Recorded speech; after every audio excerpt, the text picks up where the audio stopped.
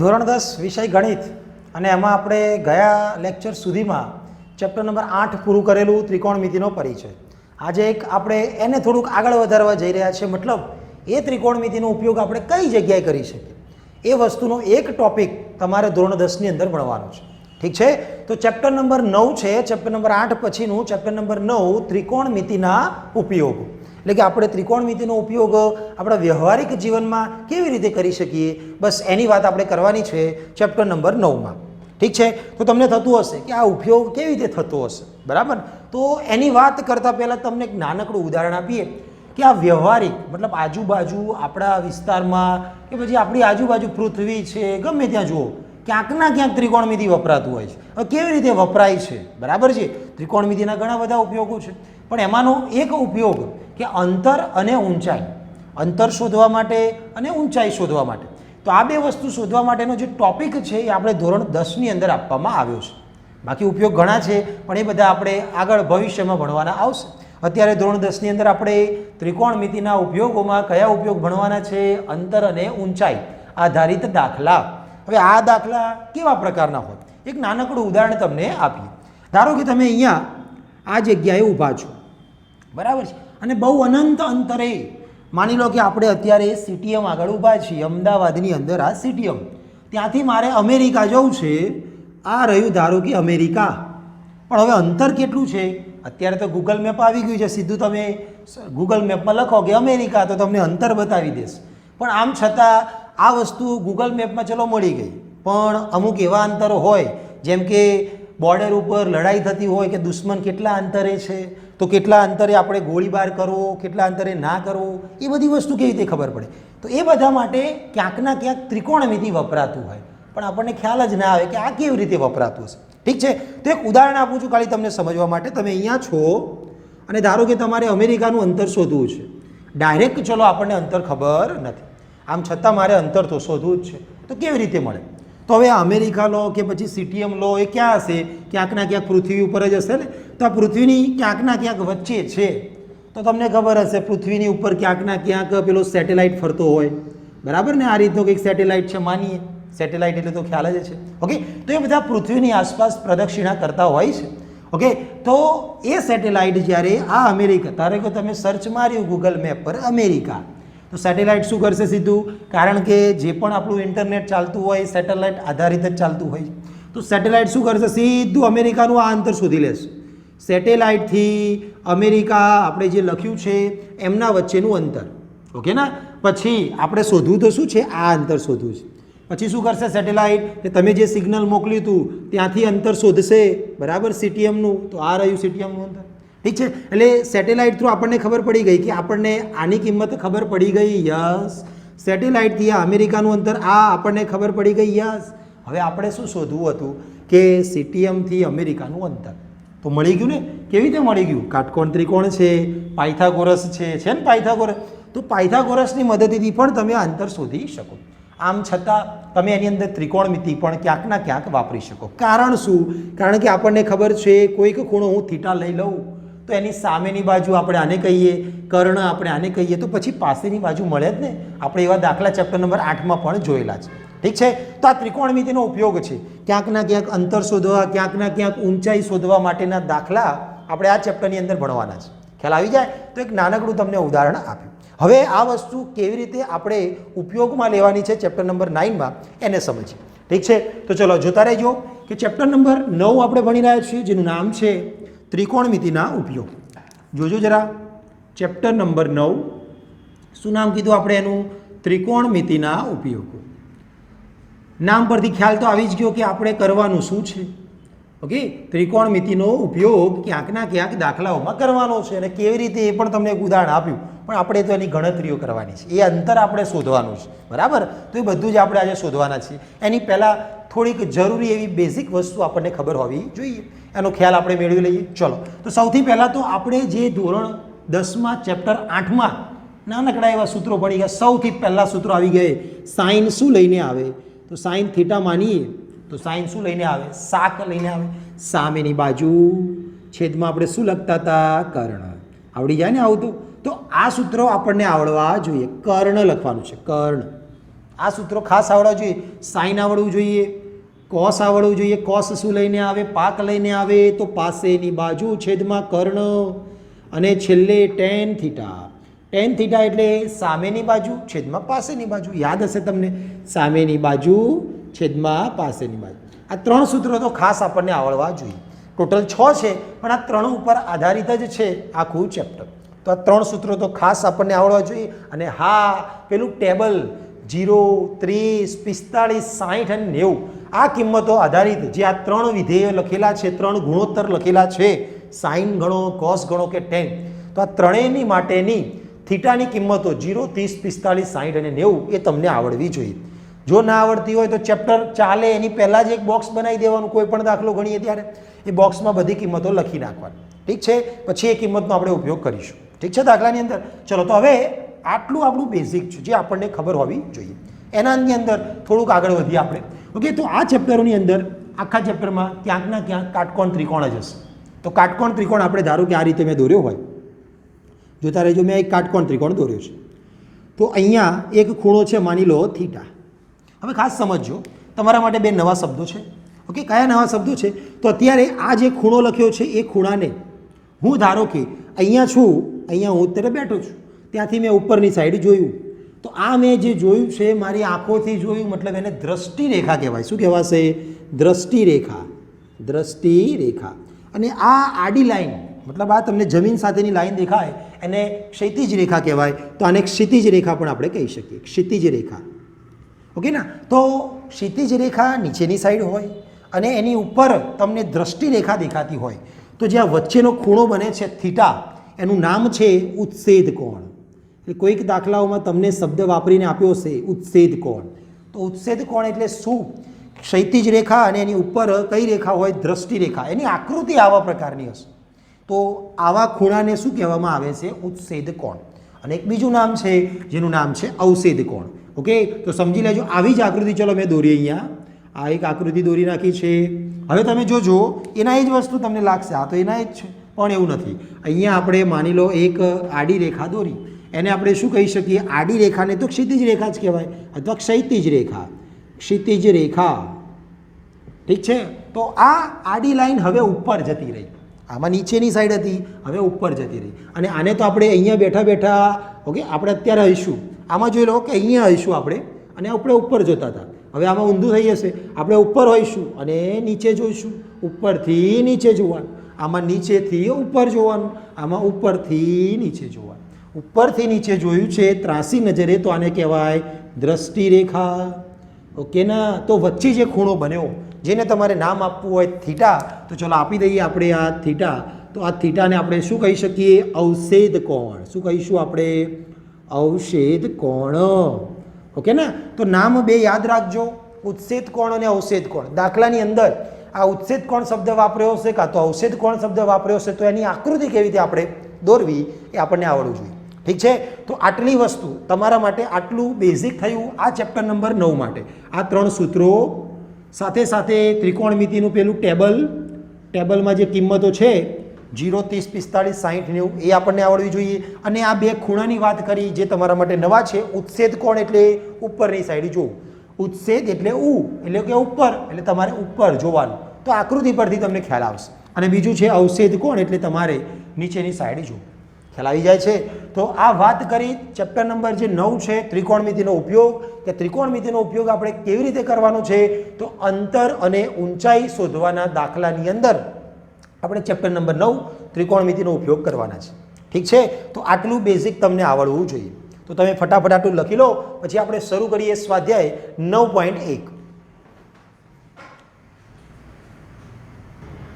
ચલો હવે શરૂ કરીએ સ્વાધ્યાય 9.1, જેમાં દાખલા નંબર 1. રકમો થોડીક મોટી હશે તો ચોપડી જોડે લઈને બેસજો. તો ચોપડી પ્રમાણે તમને ખ્યાલ આવી જ જશે કે દાખલાની શરૂઆત કેવી રીતે કરવી. અમુક દાખલામાં આપણે આકૃતિ દોરવી પડશે, તો એ આકૃતિ દોરીને કેવી રીતે દાખલો ગણવો. ચલો, દાખલા નંબર 1 છે, જેમાં તો આકૃતિ આપી દીધી છે, એટલે આપણે આકૃતિ આપી છે એને સમજી લઈએ અને પછી એના પ્રમાણે દાખલો ગણીએ. ચલો, હવે શું કહે છે? સર્કસના તંબુમાં. સર્કસ તો બધાએ જોયું હશે. હવે એક તંબુ આકારનું સર્કસ હોય એ પણ આપણને ખ્યાલ છે. જમીન સાથે શિરોલંબ સ્થિતિમાં રહેલા થાંભલાની ટોચથી જમીન સાથે, એટલે આપણી આ જમીન થઈ જાય, ત્યાં શું કહે છે? શિરોલંબ સ્થિતિમાં રહેલા હોય, થાંભલો કેવી સ્થિતિમાં હોય? શિરોલંબ સ્થિતિમાં જ હોય. થાંભલો કોઈ દિવસ ત્રાસો ના હોય, એ શિરોલંબ સ્થિતિમાં ઊભી લાઈનમાં જ ગોઠવાયેલો હોય. એટલે અત્યારે તમે જોઈ શકો આ જે AB છે આકૃતિમાં, એ શું થઈ જશે? આપણા માટે થાંભલો થઈ જશે. શું કહે છે? થાંભલાની ટોચથી જમીન સાથે ખેંચીને બાંધેલા 20 મીટર લાંબુ દોરડું. તો આ ટોચ છે બિંદુ A આગળ, ત્યાંથી એક દોરડું બાંધવામાં આવ્યું છે અને જમીનના બિંદુ C સાથે જોડવામાં આવ્યું છે. ઠીક છે. એ દોરડાની લંબાઈ કેટલી છે? 20 મીટર. તો આ જે લંબાઈ છે, જે તમે A થી C ની લંબાઈ એટલે કે લંબાઈ AC કહી શકો, કેટલી છે? 20 મીટર છે. એ દોરડા પર એક કલાકાર શું કરી રહ્યો છે? ચઢી રહ્યો છે. એવું આપણને આપ્યું છે. જો દોરડું જમીન સાથે 30 માપનો ખૂણો બનાવે, આ રહ્યું દોરડું જમીન સાથે 30નો ખૂણો બનાવે છે, તો થાંભલાની ઊંચાઈ શોધો. થાંભલો એટલે કોણ લીધેલા આપણે? આ AB આપણે શોધવાના થાય. આકૃતિ ખ્યાલ આવી ગઈ હશે. રકમ છે. આકૃતિ કદાચ આ દાખલામાં ના આપી હોય તો પણ આપણને દોરતા આવડવી જોઈએ. થાંભલો ઊભી સ્થિતિમાં જ હોય, દોરડું ત્રાંસુ જ બાંધેલું હોય અને જમીન સાથેનો ખૂણો કેટલાનો હોય? 30. તો એ તમને અહીંયા દોરેલો દેખાય. સૌથી પહેલાં તો આકૃતિ તમને આપેલી જ છે, એટલે આપણે ડાયરેક્ટ જ્યારે જવાબની શરૂઆત કરીએ ત્યારે શું લખવાનું થશે? કે આકૃતિમાં દર્શાવ્યા મુજબ. ઓકે, આપણે એવું તો લખવાનું, આકૃતિમાં દર્શાવ્યા મુજબ. હવે કઈ વસ્તુ શું છે એની વાત કરી લેવાની. સૌથી પહેલાં AB શું કહેવાય? થાંભલાની ઊંચાઈ. AB બરાબર થાંભલાની ઊંચાઈ, જે આપણે અત્યારે શોધવાની છે. મતલબ મારે AB શોધવાના છે. ચલો, પછી તમે જોઈ શકો છો આ જે B A થી લઈને C છે એ શું છે? અહીંયા AC શું કહેવાય? દોરડું. બરાબર ને? દોરડાની લંબાઈ. તો AC થઈ જશે આપણા માટે દોરડાની લંબાઈ. ઓકે, તો આપણે કોની વાત કરવાની દાખલાની અંદર? કોની વાત કરવાની? તો જે આપ્યું હોય એની. તો શું આપેલું આપણને? આ 20 મીટર આપેલું, તો એની વાત કરી. અને જે શોધવાનું હોય એની. શું શોધવાનું કીધેલું આપણે? થાંભલાની લંબાઈ AB. તો આપણે આ બેની જ વાત કરવાની. અને સાથે રકમમાં ખૂણો આપેલો છે θ. કયો ખૂણો છે? ખૂણો C. તો અહીંયા ખૂણો C બરાબર કેટલા અંશનો આપ્યો છે? 30. તો મેં લખી નાખ્યા 30. તો આ શું થઈ ગયું? આપેલી માહિતી. રકમમાં આટલું તમને આપવામાં આવ્યું છે. જે આપ્યું હોય એ લખવાનું અને જે શોધવાનું હોય એ લખવાનું થાય. ચલો, તો આટલું મેં લખી નાખ્યું. હવે આપણે દાખલો ગણવાનો. હવે તમને સૂત્રો આવડવા જોઈએ. પહેલાં 3 સૂત્રો જ તમને આવડવા જોઈએ. તો આમાં કઈ વસ્તુ? જો ખૂણા 30 પર જઈને હું બેઠો છું, ત્યાંથી મેં જોયું તો મારે સામેની બાજુ શોધવી છે અને મને કર્ણ આપેલો છે. એવું જ કહી શકીએ ને આપણે. મારી જોડે 30નો ખૂણો છે, હું ત્યાં બેઠો છું, ત્યાંથી મેં જોયું તો મારી સામેની બાજુ છે જે મારે શોધવાની છે, અને અહીંયા જે કર્ણ દેખાય છે 20 મીટર, એ મને આપેલું છે. તો સામેની અને કર્ણ. તો સામેની અને કર્ણ એટલે કયું સૂત્ર થઈ જાય? સાઇનનું સૂત્ર થઈ જાય. તો આપણે ત્રિકોણ ABCમાં સાઇનનું સૂત્ર જ વાપરવાનું થાય. અહીંયા ખૂણો B આપણે 90 કહી શકીએ ને, તો લખશું કે ત્રિકોણ ABCમાં ખૂણો B 90 હોવાથી. ઓકે, Cના નામ તો આપી દીધા છે 30. બરાબર છે? એનો ખૂણાનું માપ આપી દીધું છે આપણે. તો ખૂણો B 90 હોય, કાટકોણ ત્રિકોણ તો હોવો જ જોઈએ, તો જ ત્રિકોણમિતિ લાગે. તો ચલો, કાટકોણ ત્રિકોણ છે બતાવી દીધું. હવે ખૂણા C પ્રમાણે આપણે શું લગાવવાનું કીધું? Sign C. સાઇન C કેમ ખબર પડી ને? કારણ કે C ની સામે શોધવું છે, કર્ણ આપેલું છે. તો શોધવું છે એ સામેની બાજુ, કર્ણ તો સામેની છેદમાં કર્ણ, એને સાઇન કહેવાય. તો મેં સાઇનનું સૂત્ર લગાવ્યું. ખૂણા C પર જઈને હું બેઠો છું, ત્યાંથી મેં જોયું સામેની બાજુ છે AB, સામેની બાજુ AB છેદમાં કર્ણ, જેને આપણે કહીશું AC. ઓકે ના? હવે બધું જ મૂકી દેવાનું જે આપણને આપેલું છે એ. ચલો, પહેલો દાખલો છે એટલે બહુ સહેલો છે. સાઇન ખૂણો C નું માપ કેટલું છે? 30° ઇઝ ઇક્વલ ટુ AB. મારે AB તો શોધવાના છે, છેદમાં AC એટલે 20 મીટર આપેલા છે. ખ્યાલ આવી ગયો હશે? તો મારે AB ને સૂત્રનો કરતા બનાવવું પડે. ચલો, સાઇન 30ની કિંમત ટેબલ આવડવું જ જોઈએ. ના આવડે તો પહેલાં ટેબલ લખી નાખવાનું. ચલો, સાઇન 30ની કિંમત 1/2 ઇઝ ઇક્વલ ટુ AB ના છેદમાં 20. તમે સામે 2 અને 20 ઉડાડો એટલે કેટલા થઈ જાય? 2 × 10 એટલે 20. નીચેના 10 ચોકડી ગુણાકાર કરો તો 10 એકા 10.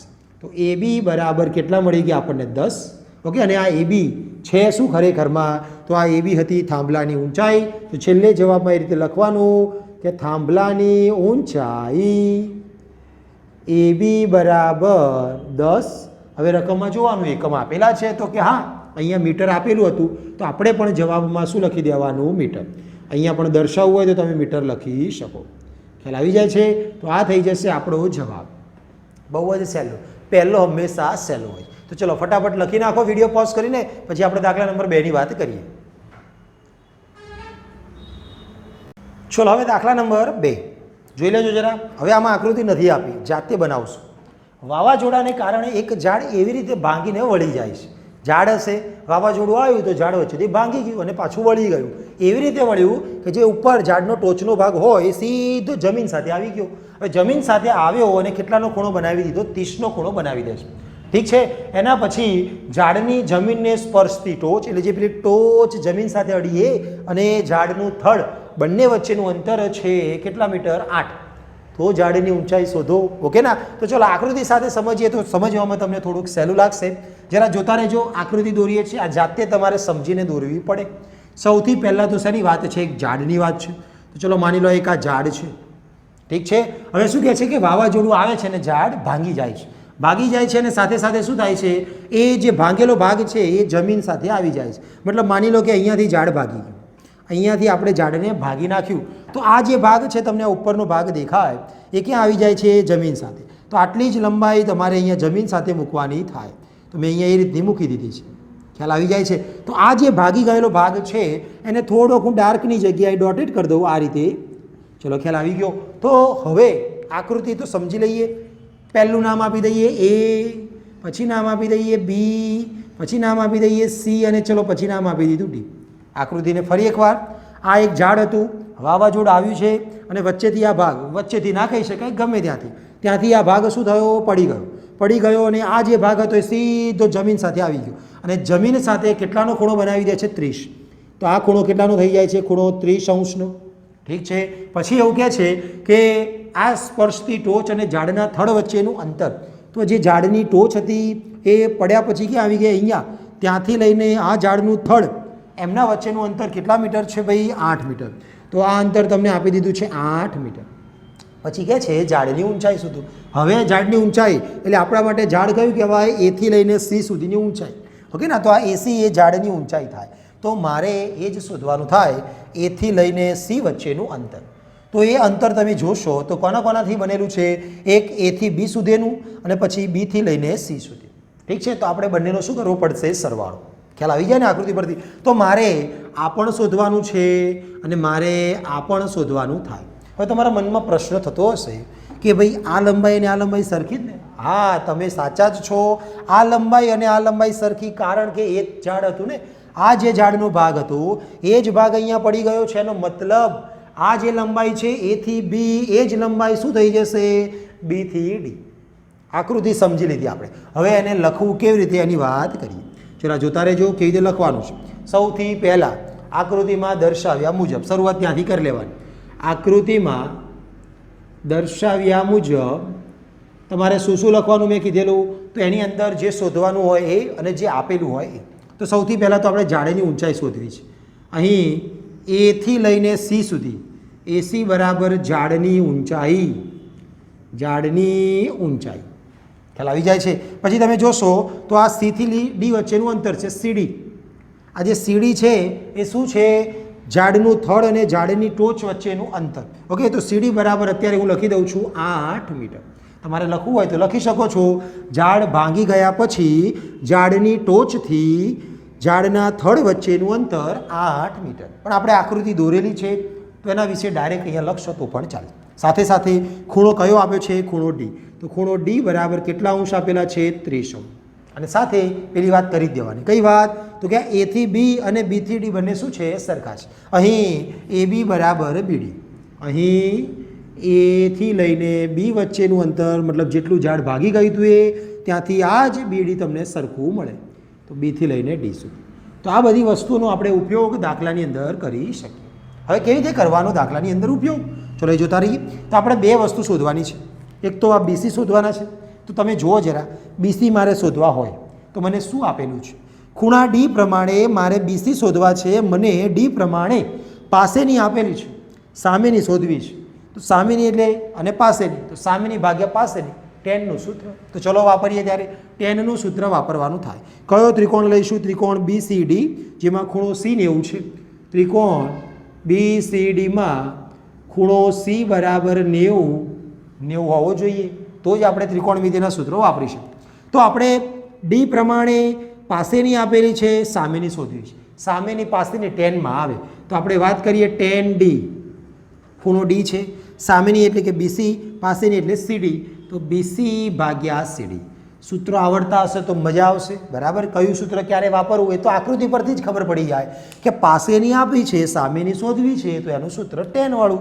ચલો કિંમત મૂકીએ ત્યારે ડી બરાબર 30 છે, તો ટેન ડીની જગ્યાએ 30 બીસી. બીસી તો મારે શોધવા છે, તો ચલો બીસી છેદમાં સીડી. સીડી એટલે 8 મીટર જે રકમમાં આપેલા છે, આવડી જાય. ચલો તો ટેન 30ની કિંમત ટેબલ આવડતું હોય તો જોઈ લેજો જરા.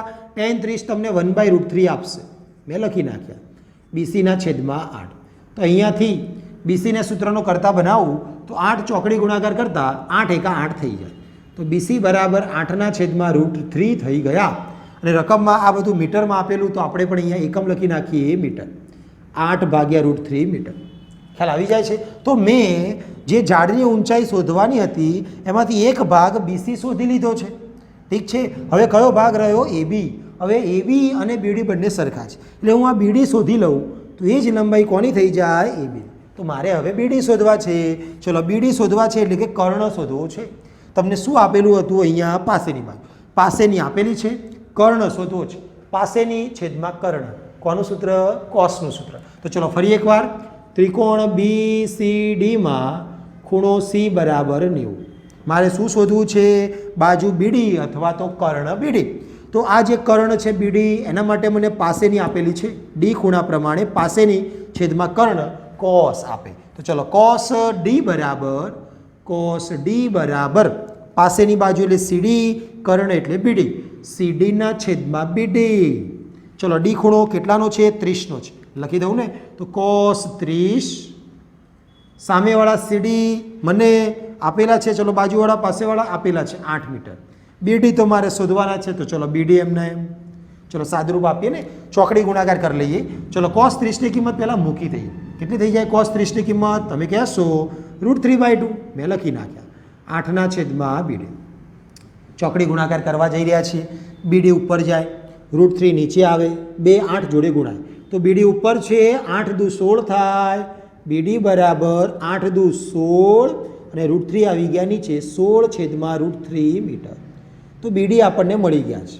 હવે આપણે બીડી એ જ શું થઈ ગયા અહીંયા માટે? એબી. બીડી અને એબી સરખા છે, તો આપણે લખી નાખીએ કે અહીં જો તારે જો ભૂલ ન પડે, અહીં બીડી બરાબર એબી બરાબર બીડી અને એબી સરખા કેટલા છે? 16/√3 મીટર. હવે મારે શોધવાનું છે ઝાડની ઊંચાઈ. ઝાડની ઊંચાઈ એટલે કે એસી. એસી કોનો સરવાળાથી મળે? એબી વત્તા બીસી કરવાથી. ચલો તો ઝાડની ઊંચાઈ એસી બરાબર શું કરવાથી મળશે ભાઈ? એ થી બીનું અંતર અને બી થી સીનું અંતર. દેખાય છે? એ થી સી બરાબર એબી વત્તા બીસી. ચલો ત્યારે એબી મળી ગયેલા આપણને, તો કે હા, એબી બરાબર કેટલા મળ્યા ઉપર? 16/√3. બીસી મળી ગયેલા, તો કે હા, કેટલા? 8/√3. લસા તો સરખો જ છે છેદ, એટલા માટે એમના એમ જ સીધો સરવાળો, 16 અને 8 24 અને છેદમાં કેટલા આવી ગયા? √3. ઠીક છે, તો આ આપણો જવાબ છે. પણ ચોપડીની અંદર ક્યારે પણ છેદમાં વર્ગમૂળ નહીં આપ્યા હોય તો શું કરવાનું? વર્ગમૂળ દૂર કરવા. ફરી એકવાર, જે જ પણ છેદમાં વર્ગમૂળ સાથે હોય એના વડે તમારે ઉપર નીચે ગુણવાનું, એટલે કે કરણી લીધી કહેવાય. બરાબર છે? તો હવે તમે જુઓ જરા છેદમાં √3 અને √3. ઉપરવાળા તો ચલો 24√3 લખી શકીએ, અને નીચે √3 બે રૂટ સરખા, તો રૂટ નીકળી જાય એટલે ખાલી 3. પણ હવે તો ઉડે, 24/3, 8 તારી 24, તો અહીંયા ઉડાડી દઈએ તો કેટલા મળે? 8. 8ની જોડે √3. આ થઈ જશે આપણા માટે કોની લંબાઈ? એસી. એસી બરાબર 8√3 મીટર. અને એસીને જ આપણે શું કીધેલું? ઝાડની ઊંચાઈ. તો ચલો અહીંયા હું લખી દઉં છેલ્લે જવાબ આપણો, કે ઝાડની ઊંચાઈ એસી બરાબર 8√3 મીટર. તો આ થઈ જશે આપણો જવાબ. તો આ દાખલાની અંદર બે વસ્તુ શોધવાની હતી, તો એના પ્રમાણે એક વખત ટેન લગાવ્યું, એક વખત કોસ લગાવ્યું, પછી જે મળે એમનો સરવાળો કર્યો, ત્યારે આપણને ઝાડની ઊંચાઈ મળે છે. ખ્યાલ આવી જાય છે? તો ફટાફટ વિડીયો પોઝ કરી એકવાર લખી લો, પછી આપણે આગળના દાખલાની વાત કરીએ. ચલો હવે આગળનો દાખલા નંબર 3ની વાત કરશું. બરાબર છે, તમારા કામનો દાખલો છે. જુઓ જરા, આજુબાજુ ક્યાં ગણિત વપરાઈ જાય આપણને ખબર જ ના પડે. જુઓ, તમને ઉદાહરણ પરથી ખ્યાલ આવશે કે ક્યાં ગણિત વપરાય. એક ઠેકેદાર બાળકોને રમવા માટે, બરાબર છે, બગીચાની અંદર 2 લપસણી લગાવવા માગે છે. 2 લપસણી બગીચાની અંદર આપણે લગાવી છે. ચલો, એના માટે શું કરાવીએ? 5 વર્ષથી ઓછી ઉંમર, બરાબર, નાની મોટી લપસણી લગાવી છે કે 5 વર્ષથી ઓછી ઉંમરના જે બાળકો હોય એમના માટે એક અલગ લપસણી, અને પછી આગળ જતાં તમને કહેશે કે એનાથી વધારે ઉંમર હોય ત્યારે બીજી લપસણી. ચલો, તો શું કહે છે? 5 વર્ષથી ઓછી ઉંમરના બાળકો માટે જમીનથી ઉપરનો છેડો 1.5 મીટર, બરાબર ને? નાના છોકરાઓ છે તો નાની લપસણી બનાવી છે. તો જે લપસણીનો ઉપરનો છેડો છે એ જમીનથી 1.5 મીટર ઊંચો રાખવાનો છે, અને પછી લપસણી આડી આપણે એને મૂકી દેવાની છે. બરાબર, તો ઉપરનો છેડો 1.5 મીટર રહે અને જમીન સાથે લપસણી 30 માપનો ખૂણો બનાવે છે. તેવી રીતે અને તેનાથી વધારે ઉંમર એટલે કે 5 વર્ષથી વધારે ઉંમરના બાળકો માટે 3 મીટરની ઊંચાઈએ સીધો ઢાળ હોય. બરાબર, લપસણી સીધી જ છે. અમુક વખત ખબર ને આપણે આમ આખી ચૂકી હોય એવી નહીં, સીધી જ છે લપસણી. તો સીધો ઢાળ હોય તથા જમીન સાથે 60નો ખૂણો બનાવતી હોય તેવી લપસણીઓ પસંદ કરે છે. તો બંને લપસણીઓની લંબાઈ શોધો. આ રીતનો સવાલ છે. જરા આકૃતિ સાથે સમજીએ તો મજા આવશે. ચલો, ત્યારે સૌથી પહેલાં તો આપણે આની આકૃતિ દોરી દઈએ. ચલો, બાજુમાં જ આકૃતિ દોરીએ આપણે. ઓકે, તો 2 લપસણીઓ છે, કારણ કે 5 વર્ષથી ઓછી ઉંમર અને 5 વર્ષથી વધારે ઉંમર, 2 અલગ અલગ બાળકો માટે એમને અલગ અલગ લપસણી બનાવી છે. તો આપણે 2 ત્રિકોણ દોરી દઈએ. પહેલાં તો જોતા રહેજો. 2 અલગ અલગ સવાલ છે, ટૂંકમાં એક જ દાખલાની અંદર એવું તમારે સમજવાનું છે. ઓકે, એક નાનકડો આપણે ત્રિકોણ, ચલો નાનકડો દોરી નાખીએ થોડો. આ થયો નાનકડો ત્રિકોણ એટલે કે નાનકડી લપસણી. અને એક બીજો મોટો ત્રિકોણ લઈ લઈએ. ચલો, આ રીતે આ થોડોક મોટો ત્રિકોણ, ઠીક છે. તો જેમાં લપસણી લંબાઈ મોટી થઈ જશે. ખ્યાલ આવી જાય. 2 અલગ અલગ ત્રિકોણ છે તો 2 અલગ અલગ નામ પણ આપી દઈએ આપણે. ચલો, અહીંયા નામ આપીએ ABC, જેમાં B ખૂણો મેં કાટખૂણો લીધો છે. ચલો, અહીંયા નામ આપીએ PQR, જેમાં મેં ખૂણો Q ને કાટખૂણો લીધો છે. 2 અલગ અલગ દાખલા છે, એક જ રકમની અંદર આપ્યા છે, એવું તમે સમજજો. ઠીક છે. તો ચલો, અહીંયા જે વિગત આપી છે એના પ્રમાણે લખીએ કે આકૃતિમાં દર્શાવ્યા મુજબ શું કહે છે આપણને? સૌથી પહેલાં તો 5 વર્ષથી ઓછી ઉંમરના બાળકો માટે જમીનથી ઉપરનો છેડો 1.5 મીટર. આ નાના બાળકો માટે તો જમીનથી આ લપસણી છે એની ઉપરનો છેડો એટલે કે આ એ બિંદુ જે દેખાય એ જમીનથી કેટલા મીટરે છે? 1.5 મીટર. તો 1.5 મીટર, 1.5 મીટર. ઠીક છે. તો છેડો 1.5 મીટર ઊંચો રહે છે, જમીન સાથે 30નો ખૂણો બનાવે. અને આ ખૂણો કેટલાનો બનાવે છે ભાઈ? 30નો. એવું તમને રકમમાં આપી દીધું છે. ચલો, એના પછી એનાથી વધારે ઉંમરના બાળકો માટે અહીંયા જમીનથી ઉપરનો છેડો 3 મીટર છે અને અહીંયા ખૂણો કેટલાનો બનાવે છે? 60નો. તો આટલું તો રકમમાં આપણને આપી દીધું છે. અને શું શોધવાનું કીધું છે? લપસણીની લંબાઈ. લપસણી આડી જ હોય, બરાબર ને? સીધી ના હોય, આડી હોય. તો આપણે અહીંયા AC શોધવાના છે અને અહીંયા PR શોધવાના છે. ખ્યાલ આવી જાય છે? આકૃતિમાં તમને લપસણી બતાવી દીધી છે. એક લપસણી AC, બીજી લપસણી PR. ખ્યાલ આવી ગયો? બરાબર ને? તો તમારી આજુબાજુ પણ ક્યાંક ના ક્યાંક ગણિત વપરાય છે ને, જેમાં આપણે ત્રિકોણમિતિનો ઉપયોગ કરી રહ્યા છીએ. જોતા રહેજો. હવે તો આકૃતિમાં દર્શાવ્યા પ્રમાણે સૌથી પહેલાં અહીંયા ABની વાત કરીએ તો AB બરાબર કેટલા છે? 1.5 મીટર. પછી ખૂણો C, બરાબર, ખૂણો C બરાબર કેટલો છે? 30. બાજુની આકૃતિની પણ વાત કરી લઈએ. અહીંયા તમને PQ બરાબર કેટલા આપેલા છે? 3 મીટર. અને ખૂણો R બરાબર કેટલા છે? 60. થોડુંક લખાણ તમારે લખવું હોય તમારા શબ્દોમાં તો લખી શકો છો. બરાબર છે. હવે આપણે જે શોધવાનું છે એની પણ વાત કરી લઈએ. એક AC એટલે કે લપસણીની લંબાઈ બરાબર AC, જે આપણે શોધવાની છે. અને બીજી લપસણી છે એની પણ લંબાઈ કેવી થાય? PR, જે આપણે શોધવાની થાય.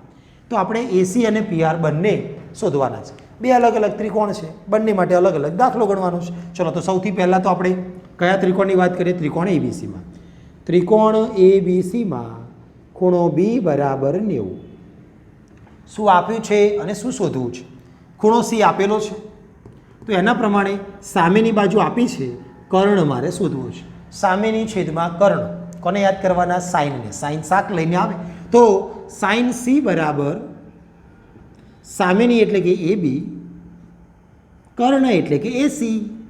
હવે બધી વિગતો આપણે લખેલી જ છે, ખાલી મૂકવાની બાકી છે. ખૂણો C 30નો છે તો સાઇન 30. AB તો કે 1.5 મીટર. એસી મારે શોધવા છે, આવડી જાય ને. ચલો તો આ સાઈન 30ની કિંમત તમે ટેબલમાંથી લેજો, 1/2 મળશે, 1.5 ભાગ્યા એસી, ચોકડી ગુણાકાર. તો એસી આ બાજુ આવશે 2 ગુણ્યા 1.5, 1.5 ને 2 વડે ગુણો એટલે 3 થઈ ગયા ને, તો 3, અને બધું મીટરમાં આપેલું છે. તો એસી બરાબર 3 મીટર. તો નાની લપસણીની લંબાઈ એવું તમે લખી શકો, આ નાની લપસણી અને આ મોટી લપસણી, નાની લપસણીની લંબાઈ અને આ મોટી લપસણીની લંબાઈ. તો અહીંયા નાની લપસણીની લંબાઈ કેટલા મીટર મળી આપણને? 3 મીટર મળે છે. આ એક સવાલ પૂરો થયો. હવે એવો જ કંઈક બીજો સવાલ, પણ ત્રિકોણ બદલાઈ ગયો. કયો ત્રિકોણ છે? ત્રિકોણ PQR. ત્રિકોણ PQRમાં કયો ખૂણો 90 છે? ખૂણો Q બરાબર 90. હવે એના પ્રમાણે પણ એ જ વસ્તુ છે, ખૂણો R પ્રમાણે હું ત્યાં બેઠો છું, સામેની બાજુ આપી છે અને કર્ણ મારે શોધવો છે. તો સાઇન R સામેની છેદમાં કર્ણ માટે સાઇન R બરાબર PQ અને એના છેદમાં આવી જશે PR. ચલો ખૂણો R આપેલો છે, તો કે હા કેટલો? તો કે 60. લખો ને ત્યારે સાઇન 60 એના બરાબર PQ, તો કે 3, PR મારે શોધવા છે. સાઇન 60ની કિંમત તમને આવડે જ છે, √3/2 અને અહીંયા 3ના છેદમાં PR. આવડી જાય ને આટલું. મારે PRને સૂત્રનો કરતા બનાવવું છે, ચોકડી ગુણાકાર. PR ઉપર આવશે, લખી નાખ્યા, 2 ઉપર જાય એટલે 3 ગુણ્યા 2 અને છેદમાં પેલા √3 નીચે આવી ગયા. આ √3 છે, ઉપર 3 છે, 3ને આપણે કેવી રીતે લખતા હોઈએ? √3 ગુણ્યા √3. ઠીક છે ને? તો આ 3ને હું √3 વડે ભાગું, તો મેં અહીંયા √3 વડે ભાગ્યા, તો એક √3 તો ઉડી જ જાય ને. તો પછી એક √3 વધે, તો મારે અહીંયા ઉડાડ્યા પછી એક √3 ઉપર મૂકવાના. √3 ગુણ્યા 2 એટલે કે 2√3. બાજુમાં મીટર ભૂલાય નહીં. આ થઈ ગયા PR, એટલે કે મોટી લપસણીની લંબાઈ. જે માગી હોય એ રીતે લખવાનું. લપસણીની લંબાઈ માગી હતી તો આપણે એ રીતે લખશું, મોટી લપસણીની લંબાઈ બરાબર 2√3 મીટર. ખ્યાલ આવી ગયો હશે? ઠીક છે ને? તો દાખલો તો છે સહેલો, બરાબર, પણ અલગ અલગ 2 લપસણીઓ અહીંયા આપેલી, તો એના માટે 2 અલગ અલગ દાખલો આપણે આ રીતે ગણવાનો થાય. ખ્યાલ આવી જાય? તો વાત કરી આપણે દાખલા નંબર 3ની.